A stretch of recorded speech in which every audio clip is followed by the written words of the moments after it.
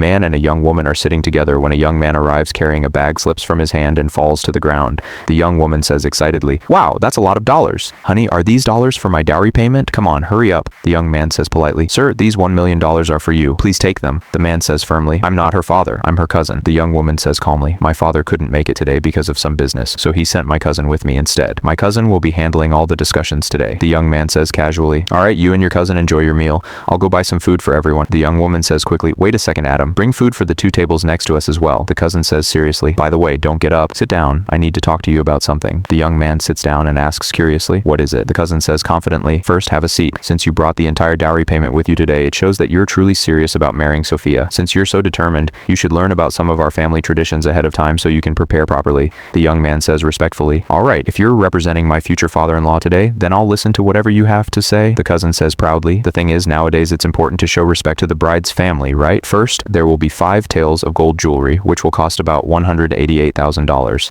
Then there are some other things as well. We also need a diamond ring. Nothing too big, just a small one. That should cost around $100,000. The ceremony expenses for picking up and dropping off the bride will be another $88,000. Then there's the gift for meeting the parents. When Sophia moves into your home and starts calling your parents mom and dad, you'll need to give her $111,000 for that. How does that sound? That's all reasonable, right?" The young man asks politely. "Any other requirements? Cousin, you might as well tell me everything at once." The cousin says, "All right, listen carefully. In our family, 18 relatives come to escort the bride during the wedding. Each one must receive a $10,000 red envelope. Then there's the threshold ceremony involving the ceremonial fire pot, which costs $66,000. And on the wedding day, there will be an 8-person bridal sedan chair. Each of the 8 carriers must receive $2,000. And the final condition," the young woman says, "Oh, this is the last one. As you know, our wedding is only a few days away. According to our village tradition, my cousin will carry me out of the house. After that, you'll give him a red envelope, nothing too large, just $100,000. The young man says calmly, "All right, I'll agree to all of those conditions. If there's nothing else, I'll be going now." The cousin says quickly, "Wait, we're not finished yet?" The young man asks in confusion. "I thought you just said that was the final condition?" The young woman says casually, "That was the previous final condition. This is the new final condition.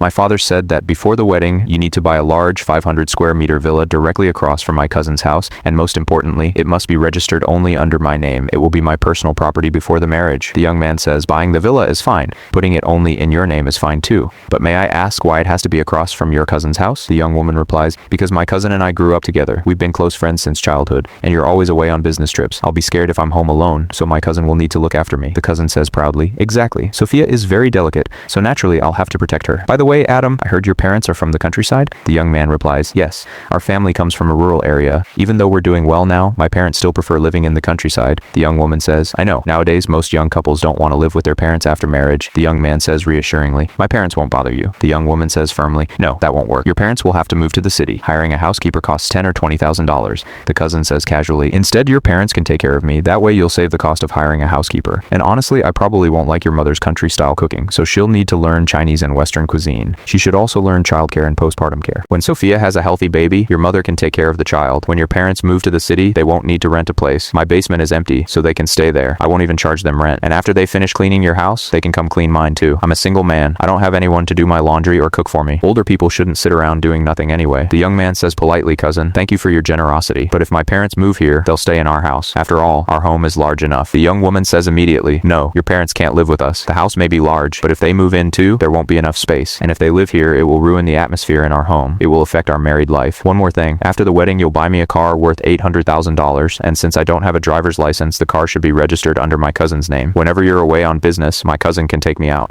And for spending money, you'll give me $100,000 every month and another $100,000 to my cousin. While you're traveling, we'll use that money to go out and enjoy ourselves. If I'm happy, you'll be able to focus better on your work." The young man says, "Sophia, I think all of these demands are completely unreasonable, but I do have one question. Why would I need to give money to 2 people instead of 1? The cousin says angrily, "See that? Don't worry about it. Hey, do you have no manners? Sophia, look at the kind of man you picked. Let me tell you something. In our family, when a daughter gets married, the entire family prospers along with her. If you love her, you should love her entire family as well. There are so many good men in the world. Why do you think she chose you?" The young man says firmly, "But think about it. Look at everything you're asking for today, and look at the price tag you're putting on it. Are you planning a marriage, or are you selling a daughter? You say the girl studied overseas? Then maybe she should go back across the ocean. People like you aren't worthy of finding a good family. Good families usually stay far away from people like this."